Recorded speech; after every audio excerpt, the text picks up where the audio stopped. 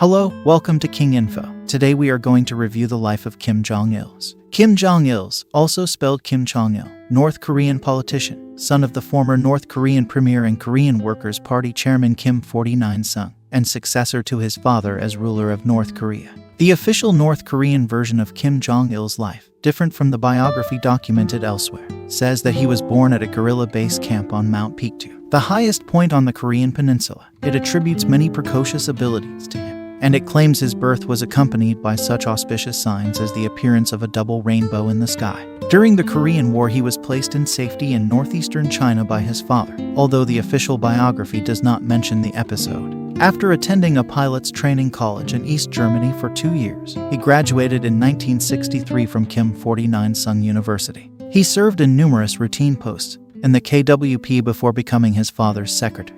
He worked closely with his father in the 1967 Party Purge, and then was assigned several important jobs. Kim was appointed in September 1973 to the powerful position of party secretary in charge of organization, propaganda, and agitation.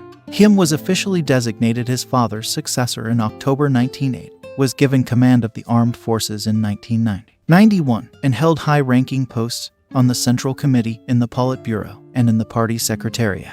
When Kim Il-sung died of a heart attack in 1994, Kim Jong-il became North Korea's de facto leader. He was named chairman of the KWP in October 1997, and in September 1998 he formally assumed the country's highest post. Since the position of president had been eliminated by the Supreme People's Assembly, which reserved for Kim Il-sung the posthumous title of Eternal President, the younger Kim was re-elected chairman of the National Defense Commission, an office whose powers were expanded. During his leadership of the country, Kim built on the mystique already surrounding his father and himself. Conflicting information circulated regarding his personal life, most of it unreliable, and, perhaps deliberately, serving to add to the mystery. It was known that Kim took an interest in the arts and encouraged greater creativity in literature and film, although the products remained primarily propaganda tools. A well-known film buff, Kim headed a movie studio before ascending to the country's leadership. It produced works celebrating socialist values, Kim Il-sung and his national policy of self-reliance, and later, Kim Jong-il himself and his military-first policy. As part of his desire to create better films, in the late 1970s the younger Kim had a South Korean film director, Shin Sang-ok, and his wife, actress Choi Eun-hee, abducted to the north, where they were pressed into service until their 1986 escape. After becoming North Korea's leader, and with his country facing a struggling economy and a famine, Kim made moves toward amending North Korea's long-standing policy of isolationism. Throughout the late 1990s and early 21st century, Kim sought to improve ties with a number of countries. In addition, he appeared to be abiding by the terms of a 1994 agreement with the United States in which North Korea would dismantle its own nuclear program in return for arranging for the construction by an outside party of 2 nuclear reactors capable of producing electric power. South Korea was the primary contractor on the project. Kim halted testing of a long-range missile in 1999 after the United States agreed to ease its economic sanctions against North Korea.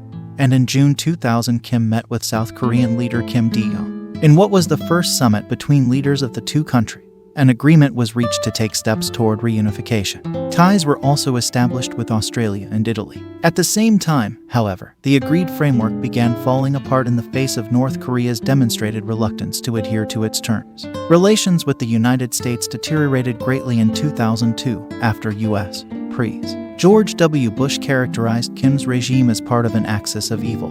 It was suspected that North Korea was enriching uranium at one of the nuclear facilities, whose activities were supposedly frozen by the terms of the agreed framework. In January 2003, Kim announced that North Korea was pulling out of the Nuclear Non-Proliferation Treaty and planning to develop nuclear weapons. North Korea's nuclear status remained an international issue.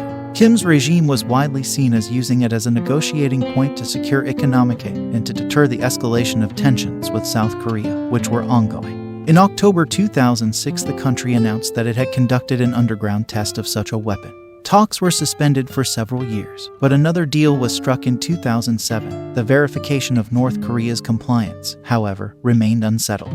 The December 2007 election of Lee Myung-bak as South Korean president began another deterioration in inter-Korean relations, as Lee took a harder line with his North Korean counterpart.